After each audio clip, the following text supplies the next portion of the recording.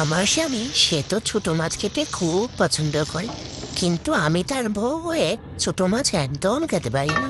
আজকে স্বামী বলল আজকে আমাকে ছোট মাছ রান্না করে দিতেই হবে, না হলে আমি ভাতই খাবো না।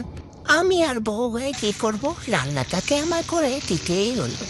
আমার শুধু মাংস আর ডিম খেতেই ভালো লাগে, আমার যে ছোট মাছ মুখেই ওঠে না। আমার স্বামী বলে ছোট মাছ খেলে অনেক উপকারিতা পাওয়া যায়, সে যতই যা বলে আমার যে খেতে ভালোই লাগে। স্বামী বলল কাকলে মাছটা ভালো করে রান্না করে দেখো, খেতে অনেক ভালো লাগে। কি আর করব, স্বামীর আদেশ পালন তো করতেই হবে।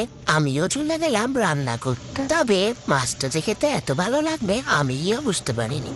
খাওয়ার পরে মনে হলো না, আসলে ছোট মাছের একটা আলাদা স্বাদ আছে। তোমরাও সবাই ছোট মাছ খাওয়ার চেষ্টা করবে, এতে অনেক উপকারিতা পাওয়া যায়, যেটা আমার স্বামী আমাকে বলে, তাই তোমাদেরকেও বললাম।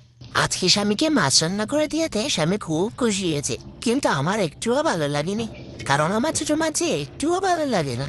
আমাদের এখানে যেহেতু ফ্রোজেন মাছ পাওয়া যায়, তাই আমি গরম মশলা দিয়ে রান্না করেছিলাম। ছোট মাছ যে হালকা পাতলা করে রান্না করলে বেশি ভালো লাগে, কিন্তু কি করার বলো, ফ্রোজেন মাছ যে খাওয়াই যায় না।